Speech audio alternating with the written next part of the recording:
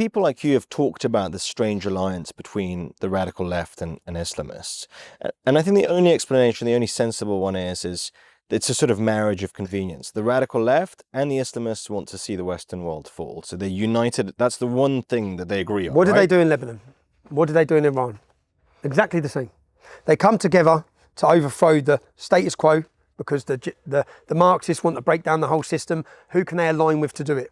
And not just that, they all hate the Jews. No, it's not just that. It's not just about convenience. The left hate the Jews. Is Tommy Robinson a real supporter of Israel, or is he just some type of sensationalist that uses Israel for his own benefit, fighting migration in the United Kingdom? Let's listen to him in his own words, hear what he has to say about Israel, England, and the West. But before we do, remember to hit the subscribe button, and we'll hear your comments after this video. Let's take a listen. You've had a pro-Israel stance for as long as I've known you. Since the first day. So it's nothing like, people are like, oh, Mossad. It's like, oh, fuck it, really? Do you know why they say I'm Mossad? Because when I went to Israel, I bought a Mossad t-shirt from the souvenir shop. When I went to New York, I bought a New York Police Department bloody t-shirt. I weren't in the New York Police Department, lads. And that's a bit stupid of me if I was Mossad to be wearing a Mossad t-shirt, wouldn't it? But I don't really care. Yeah? And I'll tell you why I don't care. Okay. Because I look at myself if I was an Israeli and if I was Jewish. And I look at the history of what happened to Jews. And then I look at the argument from the left and from the Muslims and I think, where do you want them to go? Historically, it's their land anyway. Shut up. There's no argument about it. Yeah? It's historically Israel is Jewish land. Yeah? But there's 55 Islamic nations. Why can't they have one? And how many of the Islamic nations are taking in the Palestinians? Egypt's got a wall twice as big as Donald Trump's. Oh, yeah. How many are Saudi taking in? Qatar. None of them want to take them in. And then I look at the argument of the Israeli and Jewish issue, yeah? Mein Kampf, Hitler's book, is 7% Jew hatred. The Quran is 11%. If we get rid of the Israel land dispute, do the Islamists and the radicals hate the Jews or not? Yes, they do. But where are the Jews meant to go? Where do you want them to go? If they can't go to Israel, where are they meant to go? What would I do if I was Israel? And I look at the previous wars, the 6-day war, the 7-day war. I look at that and I see that the Islamic leaders of the Islamic nations surrounding them actually said, we're taking your women and we're taking your children as slaves. We're taking them as war booty. So they've been in this position where if they're not strong, they're wiped off the face of the map. Their daughters are being So what do you want them to do? You're fighting. Do people even understand who Hamas are? Hamas are ISIS. They are ISIS. The Hamas, and I try and draw this comparison to people in England to understand. England, Scotland, on the border. Scotland elect a government, because this is what the Palestinians done with a majority population.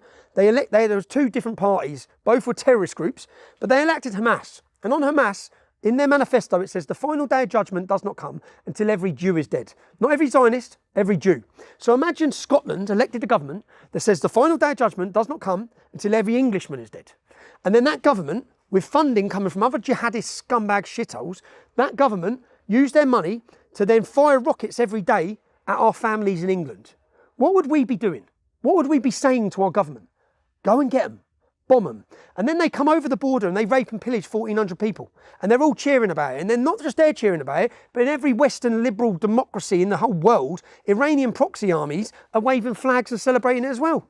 So I look at all of that and I just think, if they were successful and they obliterated Israel, do you really think they're stopping at Israel? You don't see that they're coming straight for Europe? Hamas said on the October 8th, the day after October 7th, Israel's not our target. Rome, London. Okay? People need to understand. I understand the mindset of the jihadists. I understand the Islamic mindset. So I get it. Yeah? Most people don't. Most people don't. And not just they don't, they're so thick. So we've seen massive protests. But I haven't had no money off Mossad. So if they want to give me money, and I get so much shit for it anyway. Most of my shit comes from FNATs, comes from the far right.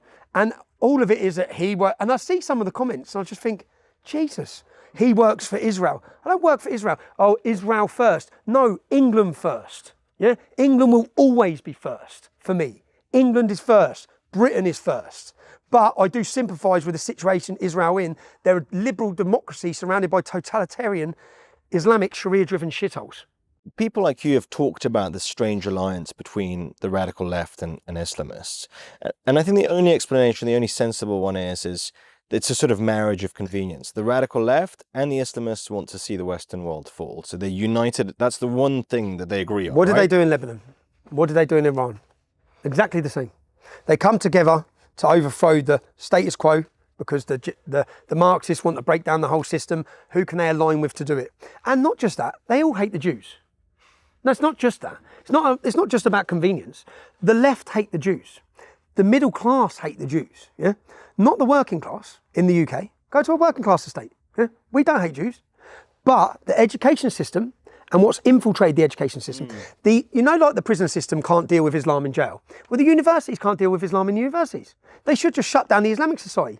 But the Islamic Society, usually funded by Qatar or Iran, is promoting and propaganda against Jews, against Israel. Israel are losing this war. Yeah, not the war in Israel.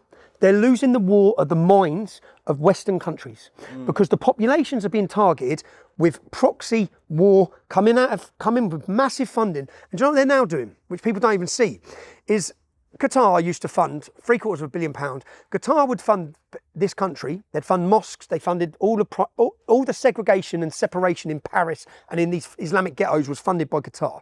But they would fund all these things. And the way to convert and Islamise Europe used to be through mosques and dawah centres and conversions. Now it's through influencers. So a lot of the influencers you'll see on the right, whether it be Sneeko, you know Sneeko? Of course. You know he's gay, yeah?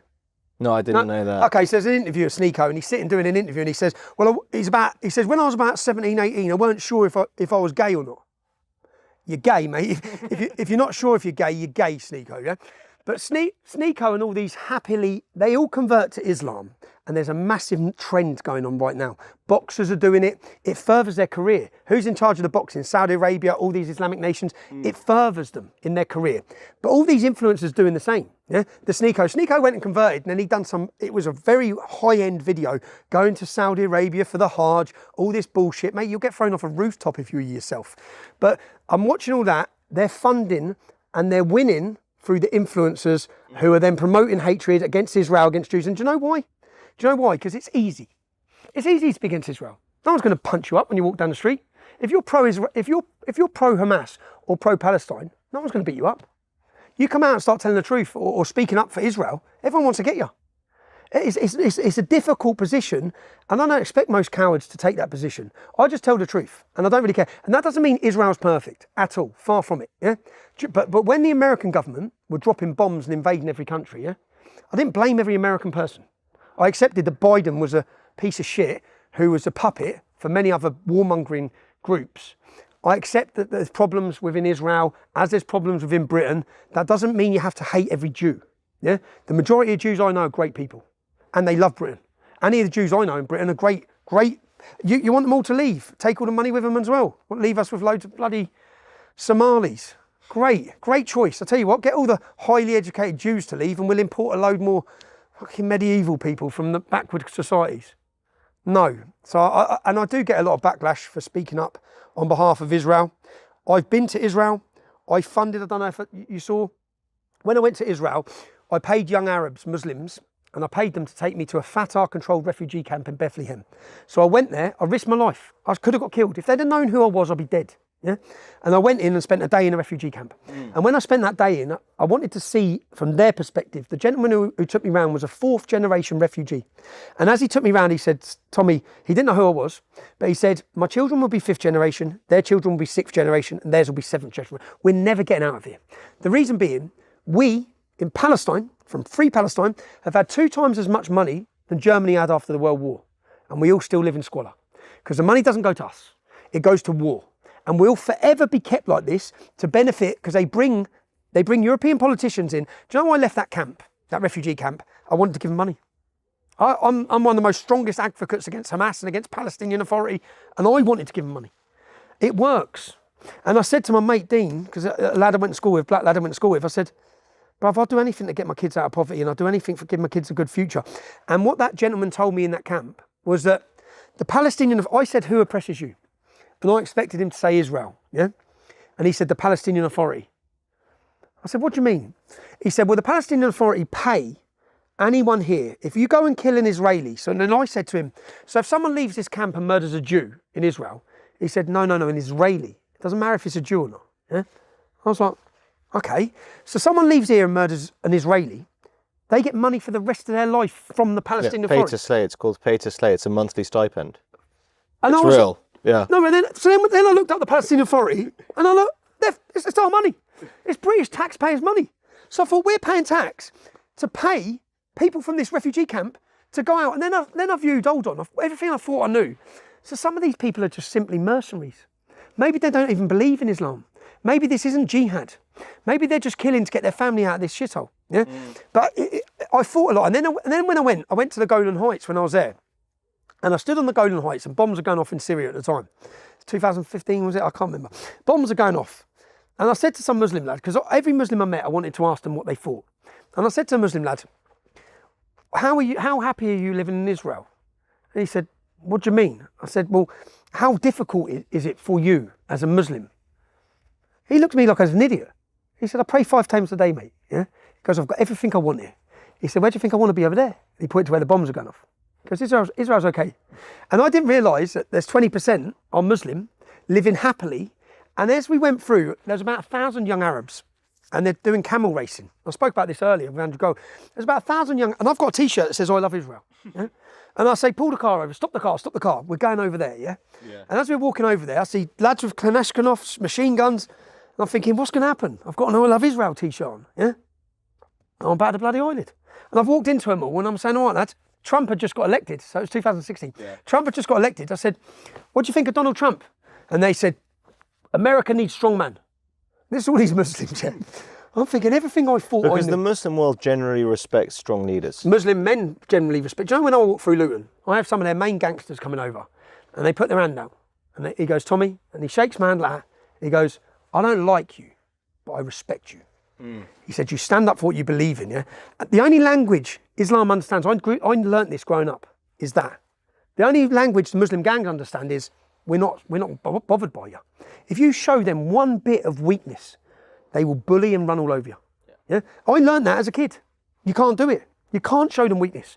So, but what I realised when I was in Israel, everything I thought I knew was the opposite. So then I come back from there and then I have some blue-haired clown telling me about Free Palestine. And I'm just like, well, have you ever been there? Have you ever been and spoke to any of the refugees? Ever spoke to any Muslims who live in Israel, happily live in Israel? None of them. They think we hear about all this, what do they call it? A thingy state, Israel. An apartheid state. An apartheid state. Well, tell the Muslim politician in Israel that it's an apartheid state. I didn't realise, so as I looked and learned a lot, so I think most people talk from they believe the bullshit and they look at Pallywood. I don't believe anything I watch. It's impossible to. It's impossible to. What I do believe and what I know is that Hamas belong in the 7th century. Yeah? And that mindset belongs in the 7th century. And Israel, when I went there, was a beautiful country and they're not scared. And they have to be fearless. And if they don't fight, they'll be gone. They'll be gone. There'll be no Israel. There'll be no Jews. So that's where I stand on it. And I don't care how many people that upsets. No, I'm not being paid a shekel for it either. Yeah, I just don't give a shit. I speak my mind on any of my beliefs and always have. And and I'm a friend to you see the Jews in Britain? You see when that started happening with Hamas? I think it was important that the British men stood up and said, we stand with you. Yeah, this pretending that the British public hate Jews. Yeah, no, the middle class, educated university types are coming out indoctrinated from an education system. You used to worry about your kids going to university and getting hooked on drugs. Now you've got to worry whether they're going to come out a tranny or a jihadist. Well, it seems like Tommy Robinson really gets the situation in Israel. I mean, I just love this comment. Imagine the West Bank and Gaza were like Scotland compared to England. And then Scotland elected 2 terrorist governments that are every day just shooting missiles at England and proclaiming they have to kill every single Englishman in the world. I mean, I think he's got a real point right there. There are some similarities, and I'm sure he's concerned about Islamic migration to England. It's caused a lot of problems in England, and that's something he's been talking about for years. So it does seem that he does think Israel is a valid point and not just using it for sensationalism. And I'm interested to hear actually what you guys have to say about Tommy Robinson and his insights about Israel. So leave your comments below and remember to subscribe to this channel so you can get more great videos. Talk to you soon.